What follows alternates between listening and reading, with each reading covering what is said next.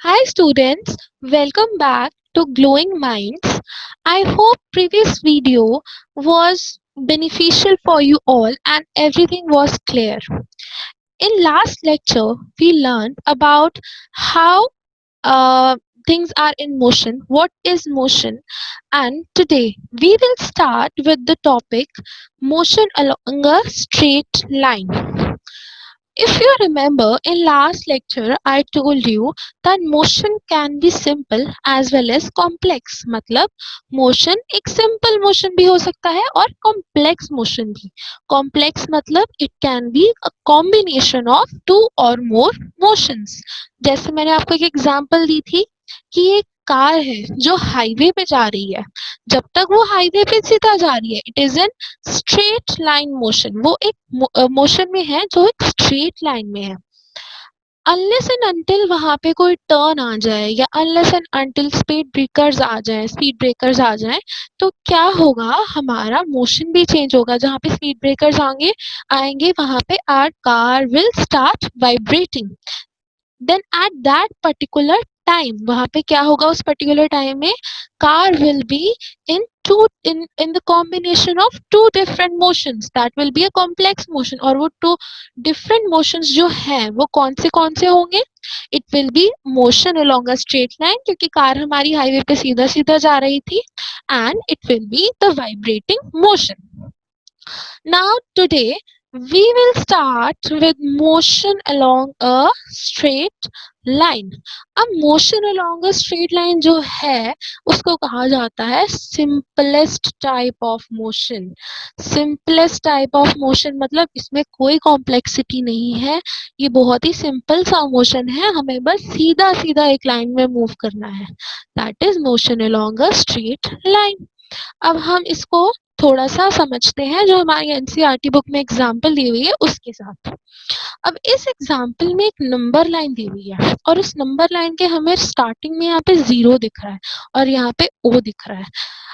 किसी भी चीज का स्टार्टिंग पॉइंट हमने कल पढ़ा था रेफरेंस पॉइंट. किसी भी चीज का स्टार्टिंग पॉइंट क्या होता है, रेफरेंस पॉइंट और ओरिजिन. हमने यहाँ पे कल रेफरेंस पॉइंट और ओरिजिन के बारे में बात की थी. तो यहाँ पे जो ये पॉइंट है ये क्या है, हमारा रेफरेंस पॉइंट. ओके, सो इस रेफरेंस पॉइंट से car will start moving.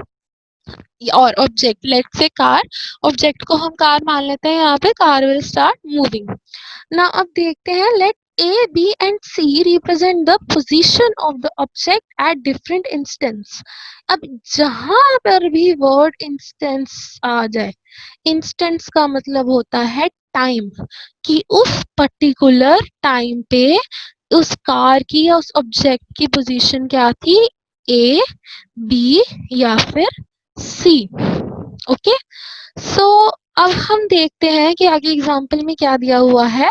At first the object moves through C and B and reaches A.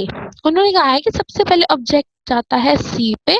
Origin से अगर वो इस साइड का, हमें ये एरो दिया हुआ है यहाँ पे आप देख सकते हो कि एरो हमें इस साइड का दिया हुआ है तो नेचुरली ऑब्जेक्ट इसी साइड को मूव करेगा. सबसे पहले वो पहुंचा C पे, फिर वो पहुंचा B पे, फिर वो पहुंचा A पे.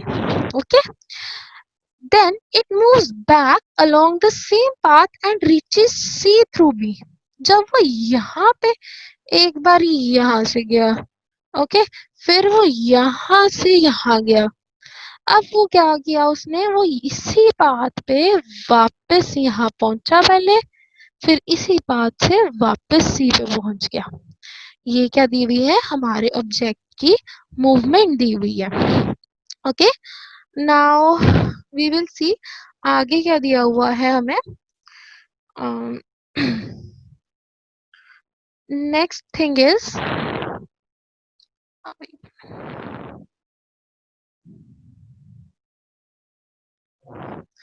now the next thing is the total path length covered by the object is. अब total path length क्या है, सबसे पहले ऑब्जेक्ट कहाँ गया, O से गया ए, ये कितना है हमारे पास 60 and it is unit is given kilometre. किसी भी जगह पे जब हम कोई भी मैग्नीट्यूड मैग्नीट्यूड मतलब वैल्यू लिखेंगे, हमेशा उसकी यूनिट लिखना बहुत जरूरी है, अदरवाइज इससे आपके मार्क्स भी कट होंगे। दूसरा, जो आपका एक शीट चेक कर रहा होगा या आपको पढ़ने में आके दिक्कत आएगी, आपको समझ ही नहीं आएगा कि ये क्या है। ओके, तो सबसे पहले हमें कुछ भी लिखना हो उसकी यूनिट लिखना बहुत जरूरी है। तो ओ से ए का डिस्टेंस कितना आ गया हमारे पास 60 किलोमीटर। ये 60 किलोमीटर दिया हुआ है हमें। ऑलराइट, अब ए टू सी, अब वो ए से सी वापस भी आया है ऑब्जेक्ट। हमने अभी ऊपर देखा था कि पहले वो ओ सी गया, उसके बाद ए टू सी वापस आया, तो वो डिस्टेंस ऐड होगा, दैट इज 35 किलोमीटर। और हमारे पास टोटल कितना आ गया, 60 plus 35 is 95 kilometre. This is the distance covered by the object, ये डिस्टेंस है। अब आप सब लोगों को डिस्टेंस और डिस्प्लेसमेंट का डिफरेंस तो पता ही है। Distance is the total path covered by an object, whereas displacement क्या है हमारी, displacement is the shortest path covered by an object. Now we will see that to describe distance we need to specify only numerical value and not the direction of motion. अब हमें direction of motion इसमें देखने की जरूरत नहीं है क्योंकि हमने distance calculate करना है। अगर मैं कहूँ कि मैं यहाँ अपने घर से स्कूल जा रही हूँ और मेरे घर से मेरा स्कूल है 5 किलोमीटर्स के डिस्टेंस पे, और स्कूल से मुझे घर भी वापस आना है, तो टोटल मैंने एक दिन में डिस्टेंस कितना कवर किया, 5 + 5 10 किलोमीटर। लेकिन मैंने अपनी डिस्प्लेसमेंट कितनी कवर की, डिस्प्लेसमेंट मैंने कवर की 0। Why? Because displacement is the shortest path covered by an object. और shortest path जो है, जब मैंने मेरा इनिशियल और फाइनल पॉइंट ही सेम था, मैं घर से चली और घर पे ही वापस आ गई, तो डिस्प्लेसमेंट तो नेचुरली 0 होगी क्योंकि कोई पाथ ही नहीं कवर हुआ अकॉर्डिंग टू डिस्प्लेसमेंट। और डिस्टेंस के अकॉर्डिंग हमने कितना पाथ कवर किया, 10 किलोमीटर का। नाउ वी विल सी इसमें आगे क्या बताया हुआ है। The numerical value of a physical quantity is its magnitude. ये मैंने आपको अभी अभी बताया कि किसी भी कोई भी हम वैल्यू लिखते हैं वो उसका मैग्नीट्यूड होता है। From this example, can you find out the distance of the final position C of the object from the initial position O? अब इनिशियल पोजीशन O से फाइनल डिस्टेंस जो C का था वो कितना बना, it is 60 + 25 95 kilometre. Okay, the shortest distance measured from the initial to the final position of the object is known as displacement. ये भी मैंने आपको अभी अभी बताया कि जो शॉर्टेस्ट डिस्टेंस होता है वो हमारा क्या होता है, डिस्प्लेसमेंट होता है। Okay, now, can the magnitude of displacement be equal to the distance traveled by an object? कि इस केस में क्या जो डिस्टेंस का मैग्नीट्यूड है और डिस्प्लेसमेंट का मैग्नीट्यूड है क्या वो सेम है? अब डिस्टेंस जो हमने कवर किया वो हमने कवर किया यहाँ से पहले यहाँ तक फिर वापस यहाँ तक, लेकिन जब इतना ही, लेकिन जो डिस्प्लेसमेंट बनेगी पोजीशन क्या है ऑब्जेक्ट की, ये डिस्प्लेसमेंट क्या बनेगी, सिर्फ इतनी। Magnitude will be different for both in this case for distance and displacement. For motion of the object from O to A, हमने देख लिया ये डिस्टेंस कवर कितना है 60 kilometre, and magnitude of displacement क्या है हमारा, वो भी 60 किलोमीटर है। क्यों भाई, क्योंकि O से A तक तो एक ही पाथ है ना स्ट्रेट लाइन में हमारे पास, और तो कोई पाथ नहीं है, तो हम वापस आए नहीं, सिर्फ O से A गए हैं। तो यहाँ पे हमारा डिस्टेंस और डिस्प्लेसमेंट दोनों क्या होंगे, सेम होंगे ये दोनों। During its motion from O to A and back to B, लेकिन जब यही चीज, जब डिस्टेंस हमने यहाँ से O से A और B पे वापस आने का कवर किया, तो हमारा डिस्टेंस कवर कितना हुआ, 95 किलोमीटर। ये हमने देखा था, it is sorry, not 95, it will be 85 kilometre. Like 0 to 60, then 60 plus 25, ये 35 तक जब हम 60 से कैलकुलेट करेंगे तो वो 25 किलोमीटर बनेगा. तो so total distance will be 85 kilometers. Okay, from O to A, then from A to B. इसकी बात कर रही हूँ मैं यहाँ पे. While the magnitude of displacement is 35 kilometre.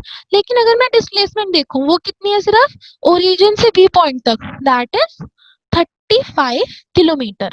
तो यहाँ पे मैग्नीट्यूड का मैग्नीट्यूड डिस्प्लेसमेंट का और डिस्टेंस का बिल्कुल डिफरेंट है.